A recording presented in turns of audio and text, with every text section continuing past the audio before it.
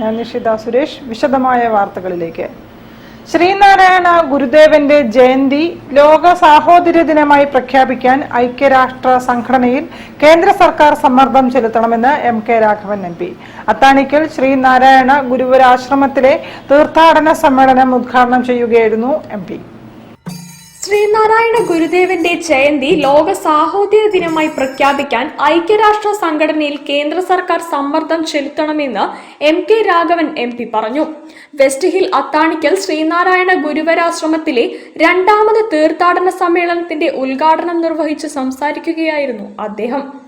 വളരെ ചെറുപ്പത്തിലെ തന്നെ ഗുരുദേവന്റെ ശിഷ്യനായി മാറിയ ചൈതന്യ സ്വാമികളുടെ തപസ് കൊണ്ട് ധന്യമായ ഈ ആശ്രമത്തിന്റെ പുരോഗതി സമൂഹത്തിന്റെ അനിവാര്യതയാണെന്നും തന്റെ എല്ലാ പിന്തുണയും ഉണ്ടാകുമെന്നും MP പറഞ്ഞു. ഗുരുദേവനെ ഓർമ്മിക്കാനും ഗുരുദേവന്റെ ആശയങ്ങൾ അത് ഉയർത്തിപ്പിടിക്കാനും സാധിക്കുന്ന കാലഘട്ടമായി ഈ കാലഘട്ടം മാറിയിരിക്കുകയാണ്. ലോകത്തിൽ ഏറ്റവും കൂടുതൽ മനുഷ്യ ജന്മങ്ങൾക്ക് വേണ്ടി അല്ലെങ്കിൽ വിശ്വമാനവീയതയ്ക്ക് വേണ്ടി ഒന്ന് സത്യസന്ധമായി പരിശോധിച്ചാൽ നമുക്കവിടെ കാണാൻ കഴിയുന്ന ഒരു മഹാവ്യക്തിത്വം ദൈവതുല്യനായ ഗുരുദേവൻ മാത്രമാണെന്ന് നമുക്ക് പറയാൻ സാധിക്കും.